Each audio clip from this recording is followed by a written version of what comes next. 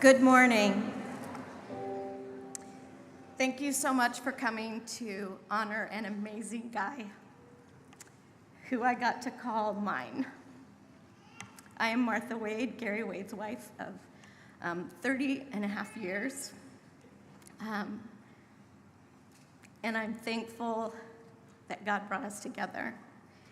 And I'm thankful that each of you had a part in his life. Just you look around this room and what a blessing. And I would tell Gary, we have a good life. This is amazing. And sometimes we had to choose that good life, but we have a good life. To be loved by so many, to be supported by so many, to be held together by you and your prayers. We are blessed. So thank you for coming, whether you be online or you be here, for coming to share in a life well lived. So I want to take you to one of the treasures in my home, my book about me by Dr. Seuss and Gary Wade. You open the book and you'll find the first page says, "My name is Gary Wade." And evidently, when he figured out how to write cursive, he said, I need to show myself up. He was a little bit competitive, if you knew him. So he even competed with himself, moving from printed text to cursive text. So there he is, Gary Wade. And then this was written when he lived in Frankenmuth, Michigan. He was born in 1965 in Pittsburgh. Then they moved to, he lived in 3 different places, in Texas, Michigan, Ohio, and then he got to come to beautiful California. And I don't know if you noticed on the very first picture of this book, Gary, even at the age of 7, was dreaming of coming to California. If you go back and look at that page, the cover of this book, he has a Shaka shirt on. Where did he buy a Shaka shirt in Pittsburgh? I truly don't know. But it's pretty amazing that he dreamed, he knew where he wanted to end up in California, maybe because he wanted to find me. He just didn't know yet. So as we move on in the book, after he said where he lived in Frankenmuth, Michigan,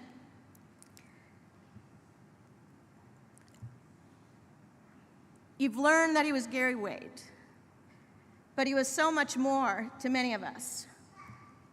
Many of us called him Gare. Lots of us called him Gare Bear, Uncle Gary. There was a season in his life where you knew to call him Gus when he was little, or you had to call him by the name he was portraying that day as an animal. One day he would be a dolphin when he dove into the carpet that didn't go too well as Gary the Dolphin. But he'd be a dog or a tiger, and he'd take on these characters and act them out in his house, and he would tell you what his name was, and you would abide by his rules and call him that animal name.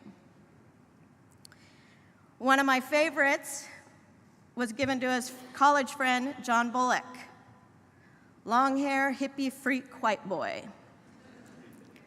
So you'll see in the pictures of him throughout, Gary in college got far enough away from Dick Wade, his dad, to grow out his hair.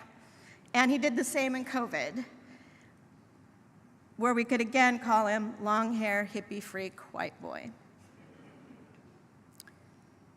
2 people called him Dad, or sometimes Gary Wade, if they really wanted to get his goat. Some called him cousin, son.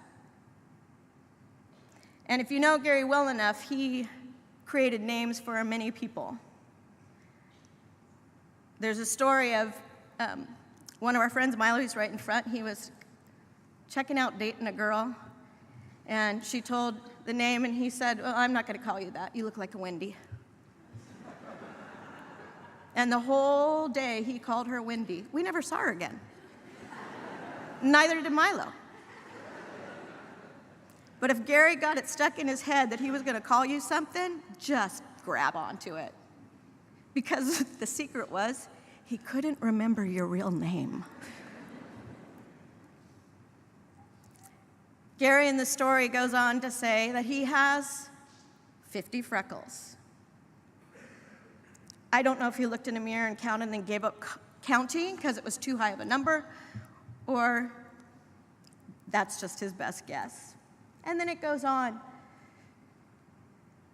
My favorite food is fondue and ice cream and spaghetti. And please don't give me any liver. I can't stand it. And then Gary said, my favorite teacher's name is Mrs. Fox. Then he had Mrs. Beadle, and he changed, I think it was Beadle, but then he changed it. And if you know Gary well, this next sentence is so perfect. I study many things. I like gym best. I like spelling worst. If you notice, spaghetti was spelled a little differently. And then he goes on to say, sometimes I get mad at some people. I don't know if any of you ever experienced that side of Gary, but he did dig in, even when he was 7 years old.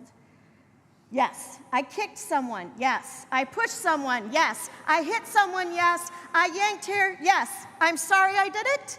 No.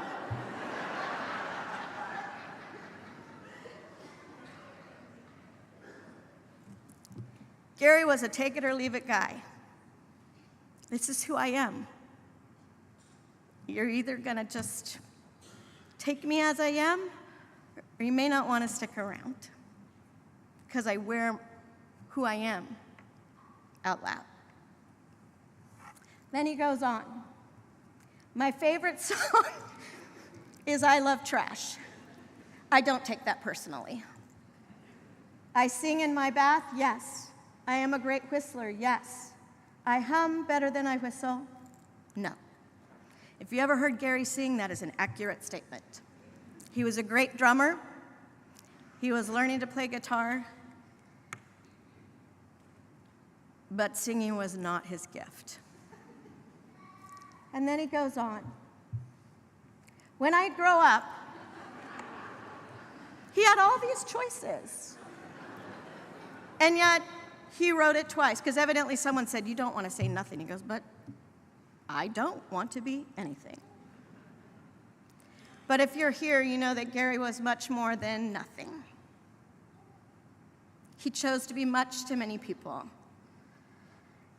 If you look at this next slide, you see not only his zany self, but the zany personalities of the Wade family. Gary there in his blue shirt, picture perfect. He loved to laugh, and he loved to make people laugh. He would go very deep in his conversations. He might even just lovingly call you out on something he felt you needed to adapt. He always did it out of love. He thought before he spoke when it came to those tough conversations. I love to see him raise our kids. He was a phenomenal dad.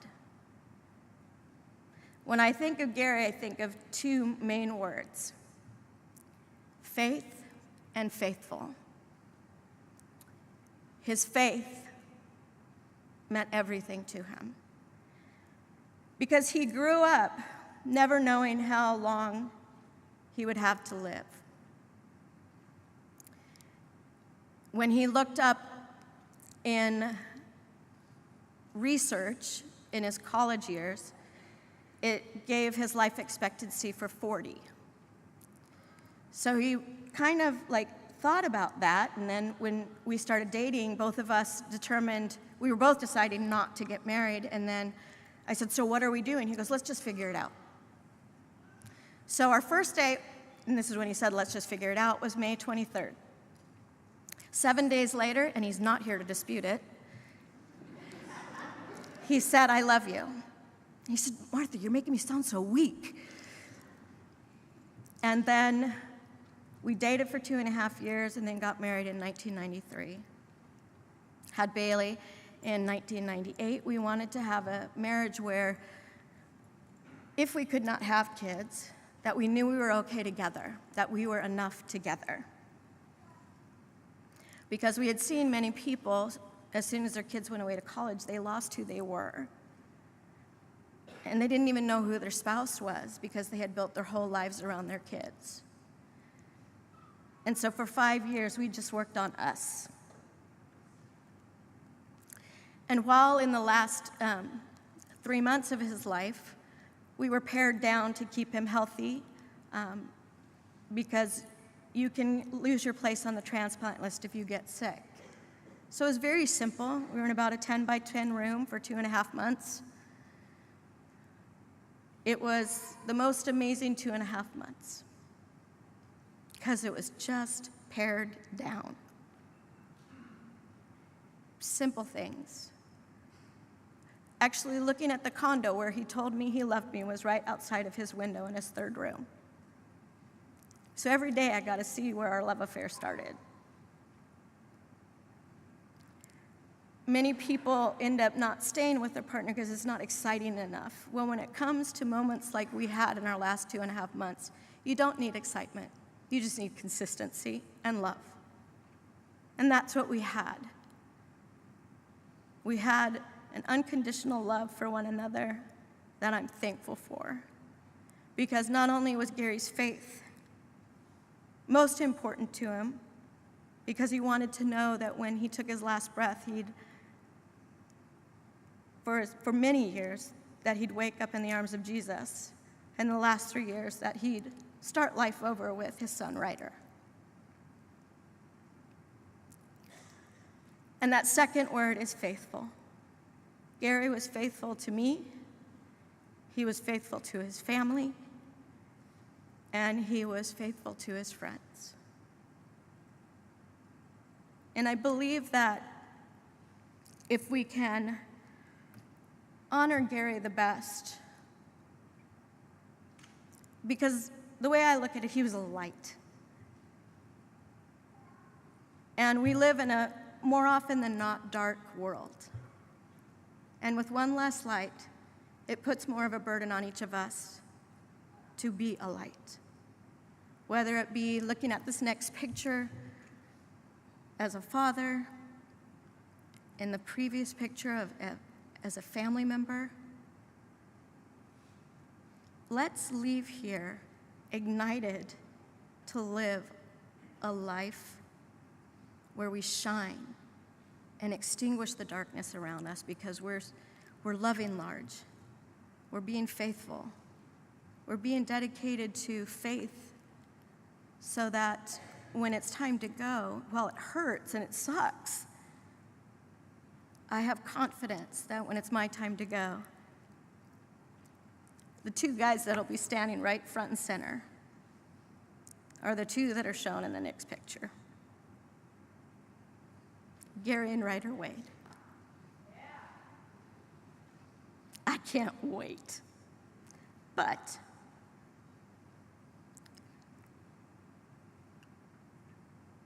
I'm still supposed to be here, being a light, honoring my God, my husband, my son, my daughter, my friends, and my family. My hope is found in that I will one day enter heaven and join these guys and a whole lot of other amazing people. And they'll show me around in the amazing things of heaven, of unconditional love, of abounding joy, and of an adventure that is beyond my wildest understanding. But my hope is found in Jesus, in the hope of heaven. So I cling on to hope, and I cling on to the years that I've had with Gary. I will be forever thankful that he's my guy. He's my Gare. He's our Gare Bear. Thank you.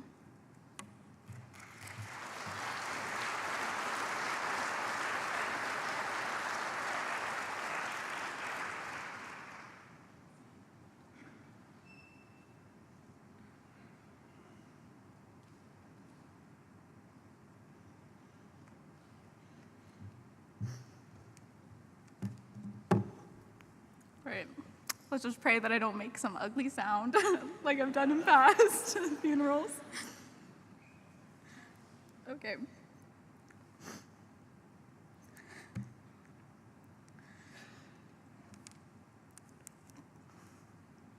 There is no words for this moment.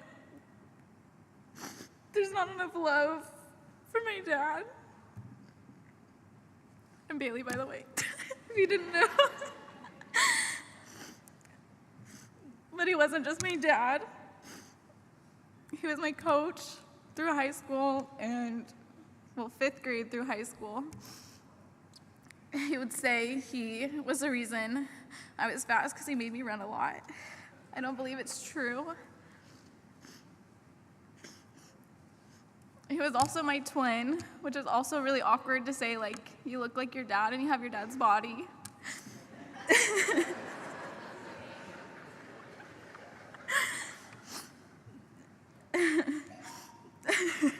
Thank you, Adora. I know it was really funny.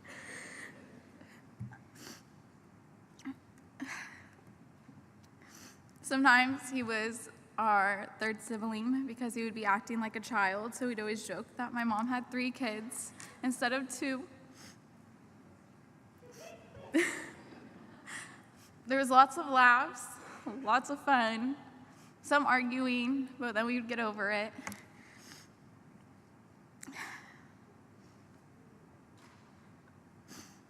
Not all deaths are the same. Grievous is weird and dumb and really annoying and gets in the way of the most random things.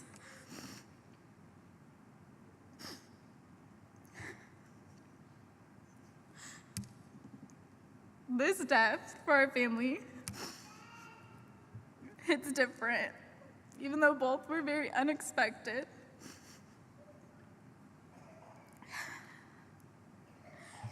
And both kind of always had the note of Ryder riding the motorcycle, there's a 45% chance of you getting in an accident. But with this one, even though you grow up knowing, like you never know when your dad was gonna pass because of his heart condition, just chasing science. There was no doubt that he would have made it through.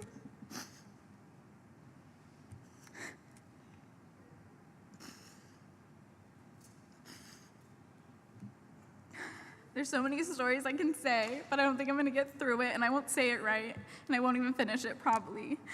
So I won't say any stories. But I'm so grateful for my dad in all these years.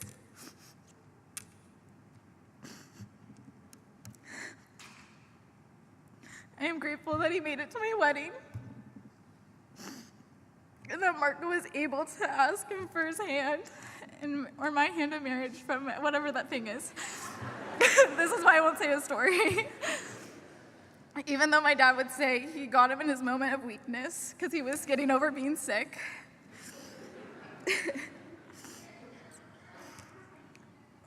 I'm going to miss our FaceTime calls or me texting you, hey, just to talk to you, and you just asking me what I want because you think I want something. But I just want to talk. I'm gonna miss you texting me during your depositions because you're bored, even if I was in class.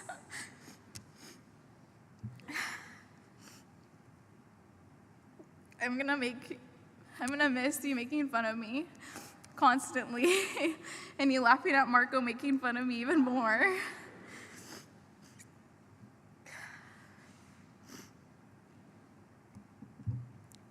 I still don't understand why God thought this was a good time for you to go to your ultimate home. But I know he has a plan, And I'd really like to know the plan because I'm really frustrated.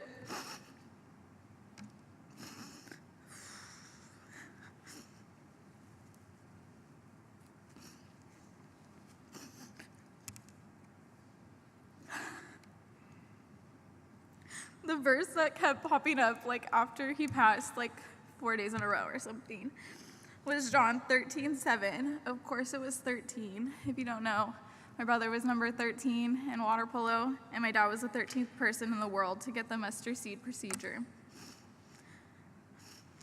But John 13:7 is, you don't know what I am doing now, but someday you will. And I really don't know why, but I hope I will soon.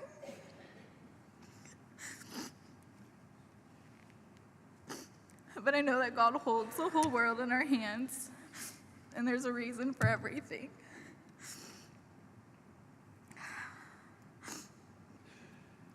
You're such a great dad and a great example of a great marriage for me and Marco. And I know you would have been so good to my kids and our kids. And you'd probably teach them a bunch of sports and go fishing and teach them how to swim. I'm going to miss you, but I know where you're at, and you have a lot of people up there. And I know that you and Ryder are still gonna yell at me to like run again, even though I don't want to. I miss you and I love you so much. Thank you.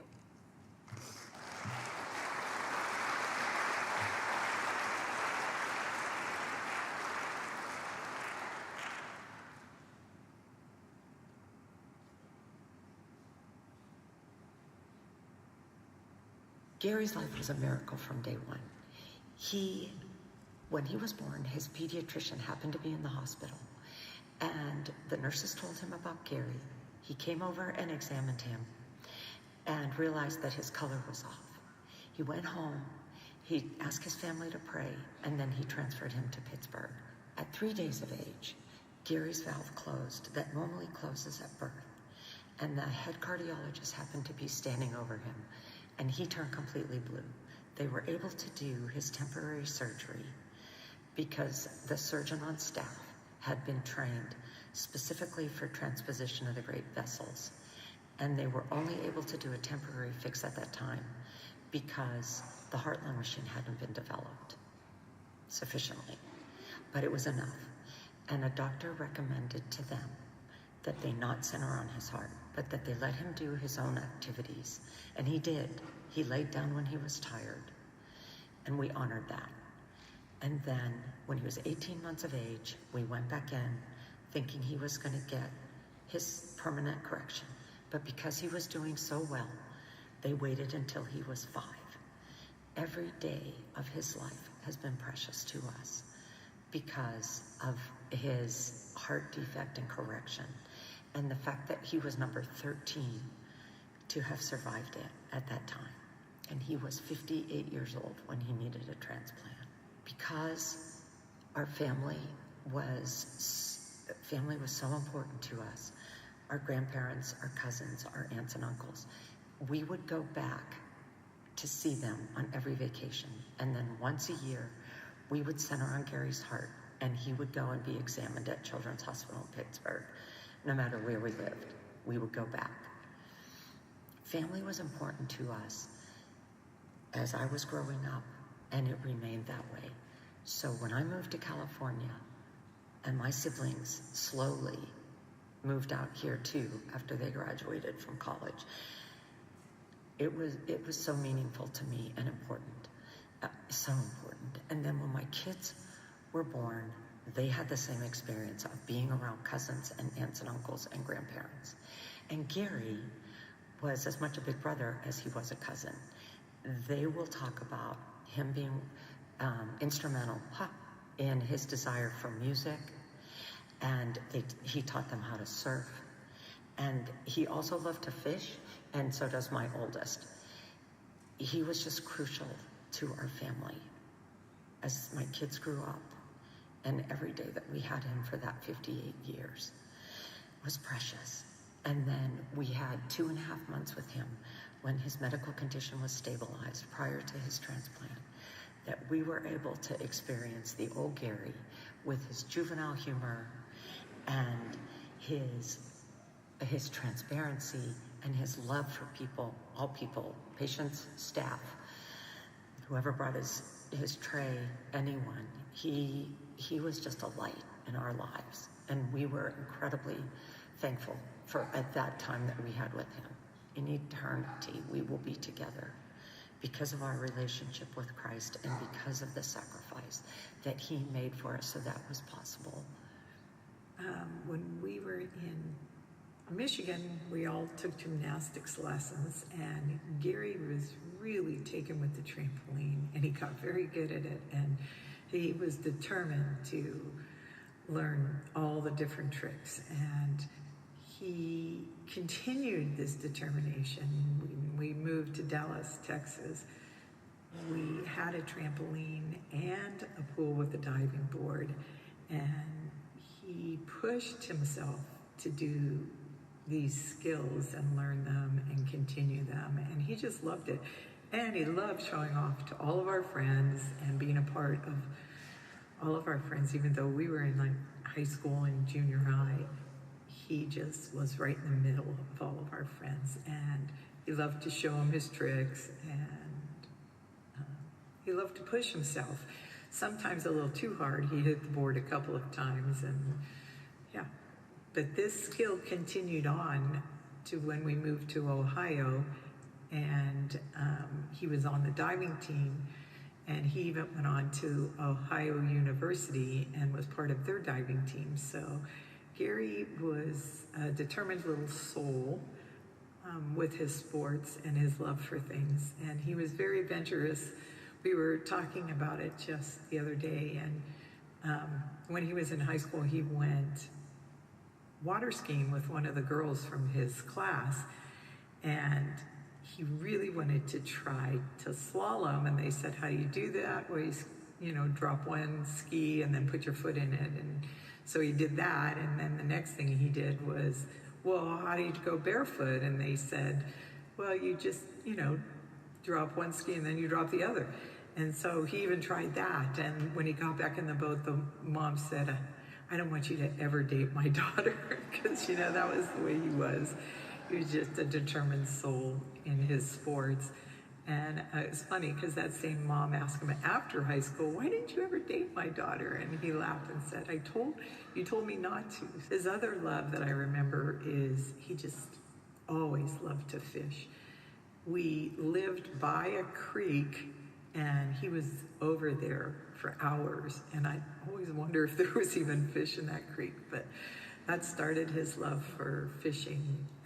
He was so determined with that. Even at my grandparents' farm, he would go down to the pond and fish, and this pond had snapping turtles, and he had to go through all the steer that were there between the fence and the pond, and you know what? He did it, and he was a brave guy. He was such a brave, determined guy when it was something he loved to do. And his love for sports continued to when he moved out to California. He lived with us, my husband Steve and I. And I think pretty much the first thing he wanted to do was go to the ocean and figure out how to surf. Well, we didn't know how to do that. And so he had to learn it on his own, just like he learned all his other sports practically. And he just taught himself, and then it was so cool to watch him teach others. He just had such joy in teaching others how to surf and share his love for that. He was just a constant in his joy and his love and his determination to know you, and you always felt seen by him. And he just brought joy to everything. When you were doing, the most mundane tasks like dishes, he would make it fun because it would end up to be some kind of towel snapping event, or, I don't know. He just made everything in life fun. He was just the best uncle to my kids. They all felt loved by him, and we all felt loved by him. That was the one thing you walked away with. His warm hugs, his laugh that warmed the room and your heart at the same time, and his laugh, you know, it's just so good. His laugh was so good, and it's just, you know, going to be so hard to not have it and not have him here. We all just loved him so much, and we're going to miss him so very much. But I'm so thankful for the 58 years we had with him. We didn't know if we'd have even the first couple of years with him, and we're just so thankful to God for all the years that he gave us with Gary, and we just love him. I'm Gary's third sister. He was 4 years younger than me, and he was my sweet, kind, gregarious, fun-loving brother his whole entire life. After he had his surgery in Pittsburgh, we moved to Michigan, and we shared a room, and we would play a bunch of games. We would play cops and robbers, and kick the can, capture the flag. I let him play baseball with me and my buddies, and he was kind of a pill, sometimes a pest, but always adorable. And I kind of feel like he's just been my little buddy his whole life, you know. He was the best uncle to my kids.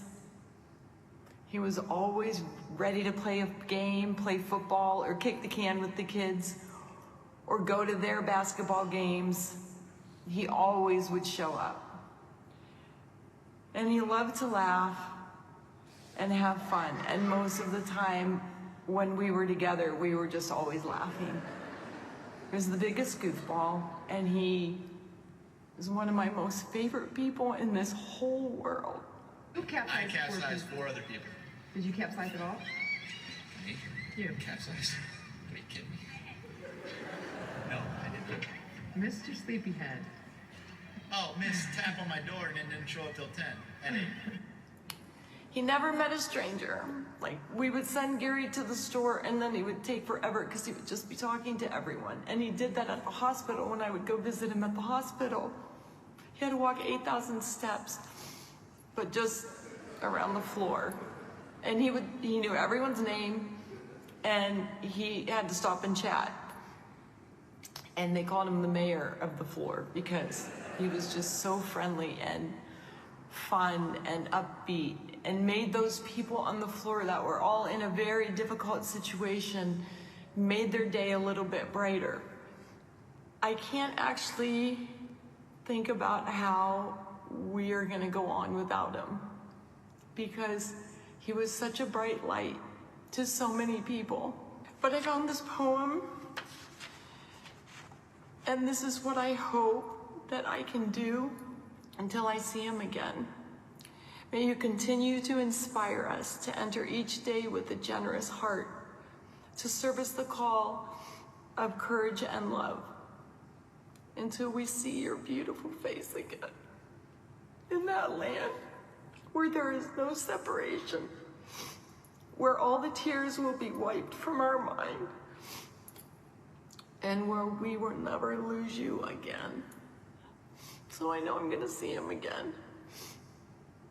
And I know I had him for 58 years, but I really wanted more time. Hey, my name's Gary. Are you John? Yeah. Hey, man, I hear you play drums. Yeah, I do. I'm like, I hear you want me to teach you to play drums. No. I'm like, oh, okay. Don't want you to teach me how to play drums. I want you to teach me how to twirl drumsticks. And with that, I bust out laughing. I'm like, you just want to learn how to twirl the drumsticks? Yeah, man. He wanted to learn how to twirl drumsticks like he's seen on the music videos on MTV with Bon Jovi. I ended up teaching him how to play drums. I made a deal with him. I said, I'll teach you how to twirl drumsticks if you learn how to play drums as well. So I ended up teaching him how to play drums and twirl drumsticks and grow his hair long and wear jeans with holes in them and the whole rock star look of the time. I've known Gary since he was 12, since his bow tie was bigger than his face. And my early memories of Gary were when he was doing incredibly dangerous stunts on a trampoline on a driveway. So if he flew off the trampoline, you know, it would have been not so good. His laughter has been a steady soundtrack of all of our lives. He just had incredible optimism. He was just genuine all the time. He made people feel comfortable. He was present in the moment. I would just go and sit and talk about anything that came to our minds, our times in Ohio, the times out here. We'd talk about Dick and Jane. We'd talk about just anything that came to mind. So those times were really precious to me. One nurse in particular would come in, and Gary would always try to engage her in conversation. She'd always say, "Gary, I'm trying to save lives." But he was so, he drew people in. He drew people in so easily and naturally. So to me, Gary continues to be that little brother, and my life won't be the same without him. But I continue to believe, as I prayed for him so many times, that we don't need to be afraid, that the Lord is our light and salvation. We don't need to be afraid, and that I remain confident that I will see the goodness of the Lord in the land of the living. And it's not at all what any of us had hoped for or prayed for, but I do know that God continues to love us. And I'm so grateful that he continues to care for Gary until we're all reunited.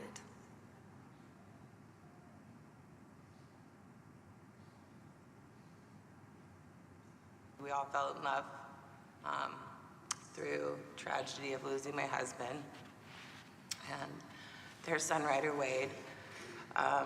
This was considered mini Ryder for a long, long time, and still has a lot of that wild personality. But after I lost my husband, the Wades really poured into us, and the men in the family, the men in the Wade family. Gary Wade instilled so many things into Ryder and Bailey. And one was to be selfless. These two young men needed a fatherly figure and men around them. He had taken me to that bonfire for my school. I remember, like, he'd go up to all the teachers and say, like, he'd say stuff like, "Yeah, that kid is going places, nice person," essentially, right? There was never a dull moment with him. He'd always bring up our spirits. One of the great memories I have of Gary is going out fishing with him and catching a fish, and then him saying, "Kiss it," and I'm like, "No." And he's like, "Oh, well, you're gonna get bad luck." I'm like, "No, I'm not." And then I got bad luck. So. Gary was a very large part of my life. He shaped who I am today, without a doubt. He kind of brought me back to faith a little bit and just put me on the right path. He was like a father to me. He took me in and just set me on the right path. So many good times with him. We went fishing a lot. He kind of taught me everything I know about it. But I am the man who I am because of him, without a doubt. Just making everyone feel welcome, wherever that may be. But he just welcomed me with open arms, welcomes everyone with open arms, and just is just loving and so kind towards anyone and everyone. Just, I miss that. I always felt like Gary was like a very passionate person. He cared about so many things in different realms, whether it was music or people or Jesus or water polo. But he was always like, he always put his full into everything that he cared about. He would always dedicate himself to whatever that was. And he'd enter it with kindness, and he'd always be excited and happy whenever I saw him. And he was always there. And one of the things that I'll definitely miss most was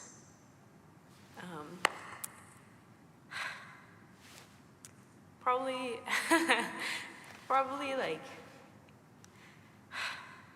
his hugs, to be honest. He gave great hugs. He really did. I always felt like safe. And it was more than just the hug. It was just like his presence and his energy was, it's very caring, and it was always very there. There are not enough words to describe how grateful I am to be a part of not only meeting you, but your family. Thank you so much for treating me like a daughter and welcoming me into your home. You didn't have to, but you did. You were the dad that I honestly needed at the time, and I just appreciate you and everything that you've done for me and how you loved me and I loved getting to know you and being a part of your life. And being able to support not only Bailey and Ryder, but also just to get to know your wife and you. Yeah, you're just a light that is going to be missed a lot. So thank you so much for everything, Gary. Well, Gary was at every single race. Like every single race, I remember Gary be there. I distinctly remember there was one race that he was, I don't know how he got down on the middle of the field, but I think he ended up being in the middle of the field. There's a picture to prove it, but he's down in the middle of the field, and Bailey and I had just finished, I believe it was a DMR. We're cheering on towards the end of the 200, and all of a sudden Gary's in the middle, and we're like, how'd you get here? And I just remember him just running and hugging us, and I was like, oh my gosh, I'm so proud of you guys. You guys were literally the best athletes. And it was just, I think it's a moment that like, I really hold near and dear because I feel like as an athlete, it's a lot of your performance, the things that you kind of, your time, how you place, but I think in that moment, like Gary's been like, I'm so proud of you, and like seeing me as not just an athlete, but like almost like his daughter, of like, I'm so proud of you, and like running and hugging both of us, I think that was huge. My fondest memory of Gary and just like the Wade family is them showing me the phrase, I love you. That was such a foreign like phrase to me, and like every single time I would leave the house, they would say, I love you. And as somebody who didn't grow up with a coherent family, the Wades and specifically Gary and Martha became my parents very quickly. So this is like losing my father, as well as, you know, we lost Ryder. And so the biggest thing I've learned from Gary is just to say I love you every single occasion. Although he was my uncle, he felt more like a cousin to me because he was always game for any activity. Kick the can, football, basketball, seat wars on the trampoline, you name it, he was down. Some of my fondest memories of Uncle Gary come from playing football in the street in front of my grandma's house during Thanksgiving. Sometimes it would be tough to get all the cousins rounded up, motivated to play the game, but Gary would help me out. Calling someone a lazy bum when they were slow to commit to playing was one of Gary's go-to quips. It was pretty effective. Once the game started, Gary was the quarterback, and for good reason. Gary had a cannon, and he was extremely accurate. I'm sure he would be glad to hear me say that. When it was time to call a play, Gary's favorite play was do whatever you want and get open, and I'll get it to you. Admittedly, that's not the best strategy for a game that relies on structure and knowing where players will be at certain times. Despite his strategy not always being the best way to win, it was always the most enjoyable. Gary's play calling was similar to how he lived his life, relaxed and fun. I'll miss him for many reasons, and I wish we could run one more Hail Mary, but I'm grateful I was able to call him my uncle for as long as I did. Gary from the beginning was always a father figure to me. He always showed me how to love and cherish those around me, and just brought me into the family immediately. Even when Ryder was there, I just knew I felt like a son to him, and I felt loved immediately just coming into the household, and he really set that standard. And I'm just so thankful for him being in my life and bringing me closer to God, and just knowing that he is in the best place that he can be right now. Just looking at how you guys lived your life with just joy through all things, no matter what happened, even when Ryder passed, there was still hope for life. When I couldn't find anything at the time without my faith. And that just showed me that there was something more. In general, that's all I could think of. I can't think of a certain moment, but just over and over, just seeing the love that you guys had for each other and the love that you guys had for God. It shaped me into who I am today. Gary has always brought joy and comfort and just a sense of peace that he carried with him at all times, and that peace and that joy rubbed off on you. After I became a mom and he watched me become a mother, every time I saw him with my kids, it was so easy just to let him have a turn. And he was so good with kids. He was so good with my daughters. And he even came over and babysat. And just every time we were around him, he was incredibly comforting. And like I said, he had a sense of peace. He knew where he was going, and he took that with him everywhere, and it rubbed off on you. Yeah, I looked up to Gary. He was a great guy to know. As Anna stated, he was, for me at first, just recruit's dad, but he quickly became a friend and someone I could look up to as a Christian man that loved his wife, that loved his son, that loved his daughter, and loved having Gary around for myself, also for Anna, and for our girls. So we will miss him dearly, but are also very appreciative for the time that we did get to spend with him. We love you, Gary. We love you, Martha. Love you, Bailey. Love you, Ryder. Thinking of my brother-in-law, Gary, there are two qualities that instantly jump out about him. One, his sense of humor, his eagerness to laugh. I'm sure you'll hear plenty about his sense of humor today. Second, the other was the fact that Gary was unassuming and never pretentious. He was just Gary. He didn't try to prove to you that he was a wonderful person or that he sat at the right hand of God. That quality in Gary always made it so easy for me and others to be around him. He made you feel like it was just fine with him, that you were less than perfect, or quite a bit less so. C.S. Lewis said that our fun must be of the kind which exists between people who have taken each other seriously. No flippancy, no superiority, and no presumption. That's who Gary was, and I will miss him deeply. He had the ability to really make anything, no matter how mundane and boring it was, seem fun. And as an uncle, I will say that is an amazing ability and something that we took advantage of, I feel like, my entire life. Gary was with me when I got my tonsils removed, with me and my mom. And I still can't fully wrap my head around why he would have been there for that, but he was.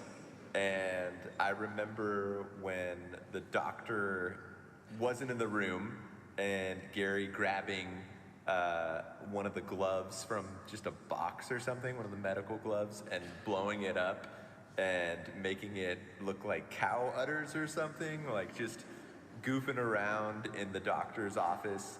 And I don't remember anything about the surgery whatsoever, but I remember afterwards being in a wheelchair to leave the hospital and Gary just doing wheelies the entire time, just pushing behind me and probably doing some swerves and just making it a really fun exit from the hospital and the procedure. And that's just the kind of guy that he was. You couldn't come up with circumstances that would hold him down or, you know, not allow him to just create story-worthy moments. He could become best friends with someone that, you know, you've seen a million times and barely talked to. Gary could be the one to get to know him immediately. And that was such an amazing trait to have in an uncle. Surfing and playing music are two things that are some of my favorite pastimes and help keep me sane. So I love that I can trace both of those back to Gary. Just the most genuine, kind-hearted person in addition to being this like carefree individual. And as a new father myself now, just getting to see the way he valued family and his kids and just his philosophies on what seemed like he worked to live, not lived to work, and just valued the time that he got with everyone. He might not have been on time to things, but when he was there, he was 100% present, and you could just connect with him in a way that you wouldn't necessarily with all different kinds of people. So in addition to that too, I'd say his just authentic faith and the way that he lived out his faith, and just, I can't think of anyone else that was such a genuine person and such strong beliefs and lived it on a day-to-day basis. And you could see the way it shaped the decisions that he made and the person that he was. He truly did see things differently and lived such an inspiring life. So I'm so grateful for everything he gave to me and my brothers, and that he was so generous with, and I'll always appreciate that. This voice shook the dust off the furniture, trembled walls, and nudged me out of my constant internal dialogue. This voice welcomed us cousins to come and play and laugh. This voice included all people, drew even those most timid toward the center, made us feel seen, important, belonged. My Uncle Gary's voice could carry across distance. It broke all barriers of sound and relationship. A stranger, suddenly your closest friend. Another, never to be an other again. This voice, albeit loud, was gentle and kind, hopeful and full of joy, gracious and safe. This voice carried meaning. It was bold but never brazen, boisterous but never arrogant, supportive, never the judge. Out of the abundance of the heart, his mouth speaks. Jesus thought of Gary when he said these words to his disciples.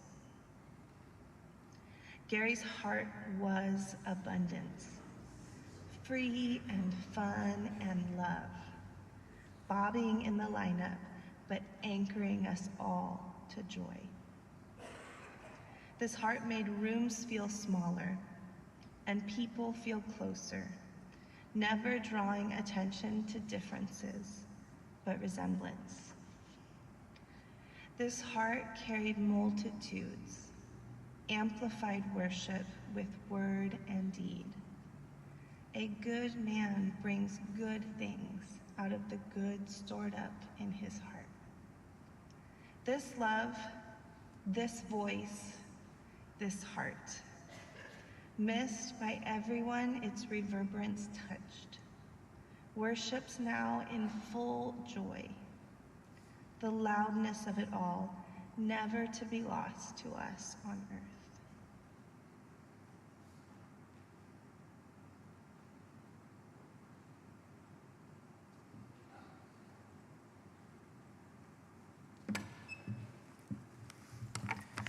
Good morning. My name is Tim Nellis. I'm one of the pastors here at Calvary, and I just want to thank you for the last half hour. Like, it's so fun because you get to know a piece of a person, but then when you're around a whole bunch of other people who got to know a different piece of that same person, you feel like you know them like more fully than you ever did. Didn't you just experience that? Where now you're like, wow, I feel like I know Gary just that much more. I was thinking in my car today, I was driving, I was having a conversation with the Lord. I'm like, I feel like we never get enough time with people that we really love, right? And you're like, I just felt like in so many ways, I just saw like the tip of the iceberg with Gary. Like there's so much more. And God's like, you'll have plenty of time. And it's coming. And the Lord said to me, you too, soon will leave the land of the dying and enter the land of the living. And I just started to reflect on that idea and that prospect, and it actually started to restore this hope that I felt was getting sucked away. I think death and loss and confusion can suck hope away from you. But then the Lord has a way of turning that into a hope that gives life and gives a new perspective. John 11:35, Jesus is talking to another Martha who had just lost her brother. And he says this to her: I am the resurrection and the life. Anyone who believes in me will live even after dying. Everyone who lives in me and believes in me will never die. I'm so grateful for those words of Jesus. We get so limited in our perspective as humans, don't we? That this is the end, this is it, can't see past tomorrow. And so often we can't see the forest for the trees, we just see the giant trees that surround us. And then God says, pull back with me for just a minute and see that there is something happening. There's something bigger, and I want you to be a part of it with me. I'm also really grateful that he doesn't just rely on words on a paper to convey his messages to our hearts. Every once in a while, he gives us a person that conveys even more clearly than anything we've ever read that which is true about him and about life. And I feel like for so many of us in this room, Gary was that person. That through Gary, God conveyed a piece of his very character that could not just be understood by reading words on a page, but we had to sit in the presence of a Gary. Gary Wade was unequivocally himself. You heard that over and over, didn't you? Like, Gary was Gary. My friend Josh talks about the fact that we all have a superpower. I think Gary's superpower was the willingness to be himself. So few people can do that. So few people believe that who they are is worth being. So they pick another person that they try to be like. And that comes through a lot of different reasons, right? We have things that are conveyed to us as children. We have our own thoughts coming against us. We have thoughts of the enemy saying, you're not enough, be something else. And Gary was somehow able to navigate all those things and just be himself.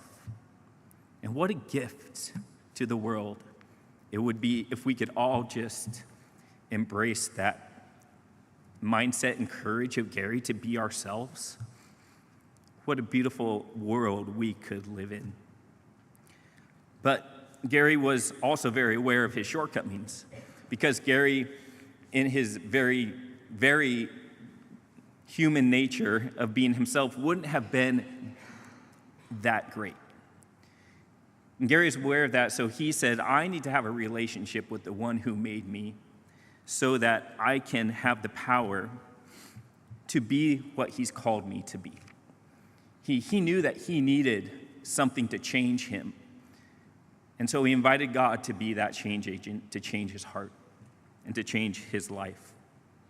But as Gary was willing to be himself, we saw the joy of it. He had so much courage to be as silly as he was. You ever think about that? Being silly takes courage.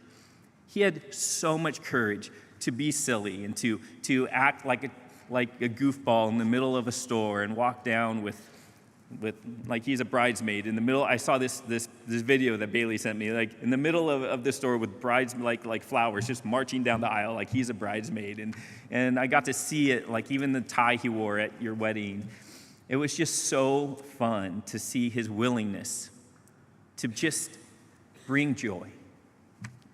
He also had a willingness to see people and to be open to new people, to realize that everyone, including the people that he came with, but also the people behind the register who are sweeping up the floor, have a story. And they have feelings and they have emotions, and they need to be told and shown that they matter. And Gary was willing to see people. He also had willing to share what he had, whether it was a lot or a little. I remember he's just like, my house, anytime, whatever you need. Every Sunday night, serving up food for people. Every Tuesday night, serving up food for people, having people over all the time. I went over there on the night he passed to their house, and it was just filled with people. And they're coming in, going out, everyone giving each other hugs, everyone supporting each other. I'm like, wow, the gift of generosity is such a beautiful thing. He played a lot of roles. He played dad, uncle, grandpa, brother, and friend, even if you were none of those. He was willing to be one of those to you. He had opinions. I remember I was visiting him up at UCLA, and we started to talk about music. I'm all, dude, Gary has opinions. And we talked about music, and I realized I was wrong about most of my opinions. But I didn't walk away feeling judged or condemned. I felt like I was closer to him than before as a result, about talking about silly stuff, even like that. And so I just want to encourage us about this idea that Gary, being who he was created to be, was such a gift to this world. But I also want to encourage you with this thought, that what you were attracted to in Gary was really Jesus. What you were attracted to in Gary was the fact that he was made in the image of God. He was an image bearer of his Creator. And he carried that image with him. I would even say that all the things that you were attracted to in Ryder was God. It was the aspects of God's character that he shared with Ryder. So what does this actually mean? It means a couple of things. It means, number one, that we long to connect with God. You have a deep longing inside of you to connect with God, and here's how you know that, is you have a deep longing to connect to the people around you. You long to be connected with the people around you. And the reason why that's the case is because they are image bearers of God. And you are deeply attracted to the godliness that lives inside of other humans. But here's the other thing. If you really want to be satisfied, humans aren't enough. Being deeply connected to image bearers of God is completely different from being connected with himself, with God himself. You have something deep inside of you that needs and wants to be connected with God himself. The fusion kicks in is when we get mixed up between the creation and the creator. In Romans chapter 1, the Apostle Paul, he talks about this. He says that humans had this problem where they started to worship created things instead of the creator. And we were drawn to things that were made instead of the one who made them. And so Gary and Ryder and the people sitting around you are just a glimpse, a blurred vision of what is ultimately available to you. In the book of 1 Corinthians, it talks about this idea of a blurred vision. It says, now we see things imperfectly, like puzzling reflections in a mirror. But then we will see everything with perfect clarity. All I know now is partial and incomplete, but then I will know everything completely, just as God knows me completely. It's going to be very difficult to see things clearly. I know, Bailey, we want to, right? Why? When? I need the answers. It's so hard to not know. And the reality in this life, we're going to be limited. We're limited by the exposure that we have. We're limited by the knowledge we can gain. We're limited by the places we can travel. We will always be limited. But God says there will be a day where you will finally see clearly, just as I see. And know this, that you are currently known clearly. You are clearly known right now by me in a complete and perfect way. See, Gary's superpower to be himself was unlocked through his relationship with God. And if Josh is right, you have a superpower. I have a superpower. But it is only unlocked when we are connected with our Creator, who can help us to engage and help us to actually start to be willing to believe that we have the value that he says that we have. It was in a relationship with the Lord that Gary realized he could stop trying to be good enough, because that was never the goal. Jesus was good enough for Gary. It's in a relationship with God that Gary realized his value, that he no longer had to prove that he was worth something, because he realized that Jesus had already died for him, bestowing upon him ultimate value. It was a relationship with God that Gary was able to, with joy, face trials and help other people with joy face trials. And that's because Jesus faced the biggest trial that has ever been faced and did so with joy. In Hebrews, it talks about this. He says that we should keep our eyes fixed on Jesus, the champion who initiates perfect and perfects our faith. Because of the joy awaiting him, he endured the cross, disregarding its shame. And now he is seated at the place of honor beside God's throne. Gary was the joy set before Jesus. You are the joy that was set before Jesus. I am the joy that was set before Jesus. And for that joy, he endured complete separation from God so that we never would have to. He endured the complete penalty for all the bad things that have ever been done so that we don't have to. He endured death so that ultimately we don't have to. Look back at John 11:25 one more time. Jesus says, I am the resurrection and the life. Anyone who believes in me, even after dying, or will live even after dying. Everyone who lives in me and believes in me will never die. See, Jesus was the exception to us all. He was not created in God's image. We are all created in the image of God. We are image bearers. Jesus was not, because he was the creator. He was God. He did not have to bear the image of God because he was him in flesh.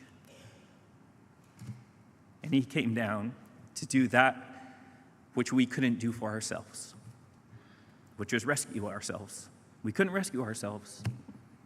We can't rescue those around us.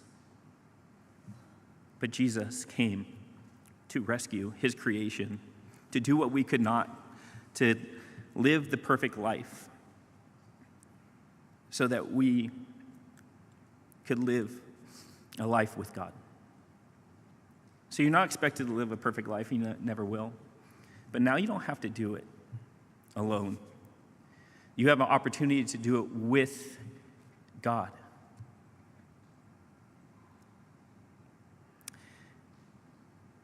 It is only through a relationship with Jesus that this verse can actually hold some weight. O death, you are swallowed up in victory. Death, where is your sting? For the sting that results in death, and the law that gives sin its power. But thank God, he gives us victory over sin and death through our Lord Jesus Christ. I'm going to read that one more time. It says, for sin is the sting that results in death, and the law gives sin its power. But thank God, he gives us victory over death and death through our Lord Jesus Christ. So I want you to respond in some way. Maybe it's time to give up the replica. Us, we're replicas. For the real thing. Not something made in the image of God, but for God himself. Maybe today is your day to reconcile with the fact that you can't do it on your own. You've probably known that for a long time. You usually don't have to convince people of that. We're very aware. But we keep trying.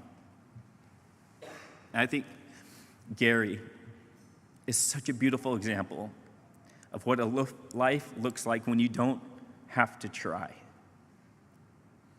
When you just get to be. Doesn't that sound relieving? Where you can stop trying and start being? God didn't make human tryings, right? He made human beings.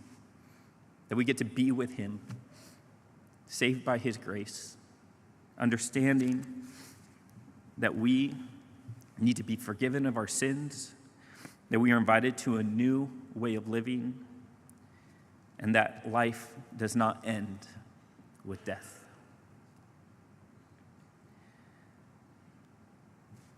I think Gary would have really enjoyed today. I think he would have been laughing at himself. Not because he thought he was funny, but just because he's like, I'm an idiot. This is hilarious. This is so funny. I can't believe I did that. That's so great. And there'd just be a joy and a levity with him. He would have given a lot of hugs. If he had time, he would have given hundreds of hugs. He also would have wanted you to know clearly today that you are loved by Jesus. And that Jesus changes everything. So I encourage you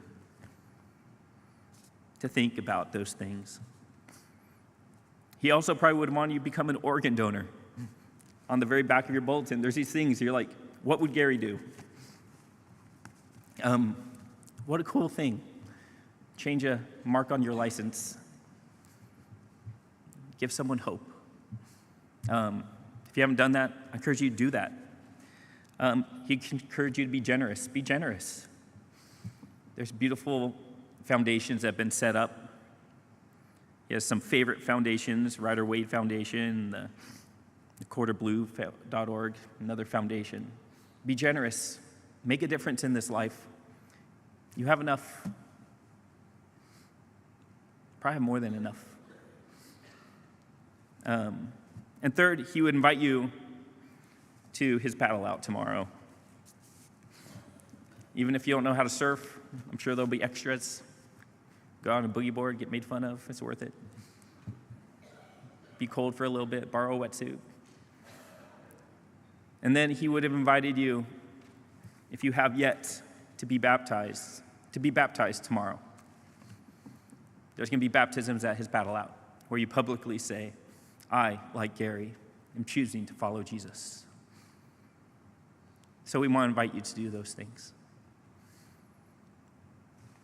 Let me close in prayer.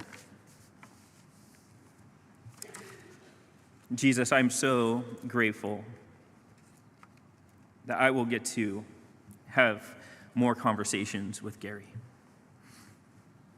I'm so grateful that this is not the end.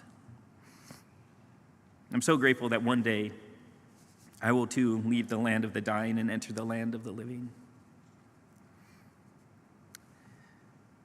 I'm also grateful for the gift of a life well lived.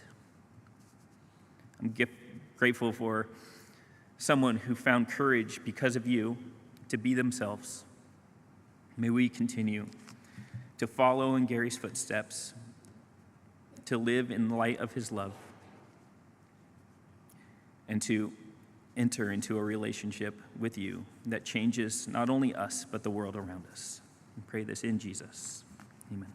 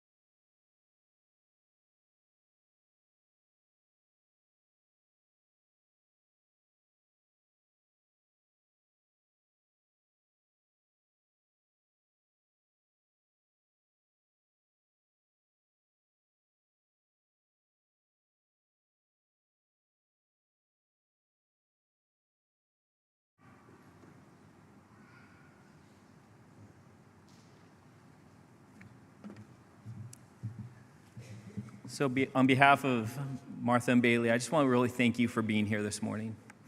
I know a lot of you traveled from quite a ways to be here, and you've cared deeply for this family. Continue to care for them well. I want to encourage you guys, we have some drumsticks and sweet tea. Go eat a bunch of those and do something silly like Gary, and give someone a Gary hug before you leave.